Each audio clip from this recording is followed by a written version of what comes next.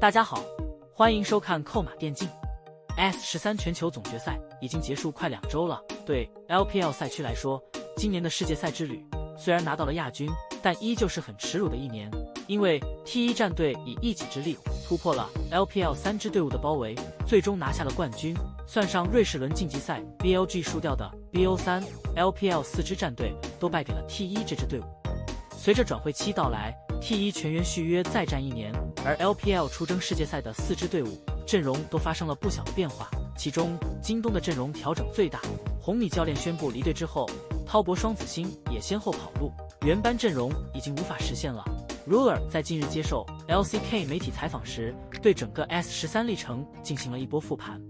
LPL 本年度最悲催战队莫过于 BLG 了，在春季赛、MSI、夏季赛、季后赛、世界赛接连被多次击败，这支队伍也被观众送上了京东俘虏的称号。尤其是 ELK 选手打其他 LPL 的 AD 都游刃有余，但每当遇到 Ruler 的时候就被打得不知所措，完全不知道怎么玩游戏了。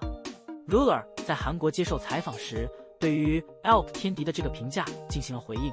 我从未认为 ELK 面对我会格外的弱， BLG 很强，所以经常能登上高处，经常和我们碰到，京东只是比他们更强，所以每次都赢了而已。也许即使不是 ELK， 就算其他的 AD 在那个位置，也会出现同样的结果。不得不说 Ruler 的表达能力真的碾压了 LPL 一众选手。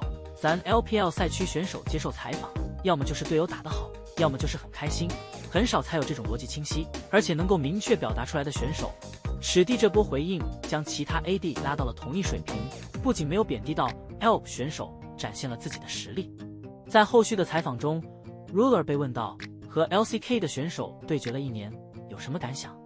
史蒂毫不避讳地说出了2个赛区最大的差距。他认为仅从下路来看， LCK 偏好5-5开的对局，而 LPL 的选手会更有进攻性。而2个赛区的差距点在于 LCK 忠于基本功， LPL 缺乏这一点，但喜欢打架。因为赛区风格的差距， Ruler 表示这直接决定了2个联赛国际大赛的悲喜。简单来说就是 LPL 打法很难拿冠军。史蒂用 MSI 和 S 赛进行举例。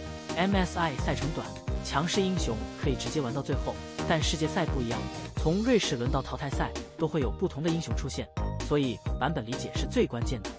史蒂这个举例简单来说就相当于100米赛跑和马拉松。 LPL 之所以能在 MSI 上连续拿到冠军，是因为版本英雄都很擅长，但到了世界赛，虽然是同一个版本，但不同阶段的比赛，强势英雄会发生很大变化。当英雄变了之后， LPL 不擅长的情况下，就很难拿到世界的冠军。 Ruler 认为 LCK 赛区的选手普遍英雄池比较深，所以在世界赛上能快速适应版本变化，并且复刻那些强势阵容，这一点 LPL 很难做得到，所以世界赛夺冠的可能性就会被降低。事实也确实如此， LPL 无论是春季赛还是夏季赛，来来回回都是那几个英雄，除非版本大改，这一差距确实是 LPL 4年一贯的关键。另外，在 S 赛结束之后，因为京东不敌 T1， 网友们开始攻击京东的2大韩援，几乎要把 Ruler 搞崩溃了。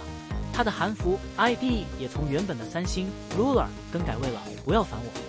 这件事发生后，网友们纷纷猜测原因，主要有3个。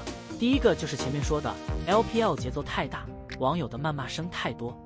第二个原因就是有人爆料 Ruler 世界赛回韩国，因为和3星的接触导致选手和教练之间发生矛盾，最终也导致教练离开，而且还加入了京东，感觉好像他从中作梗一样。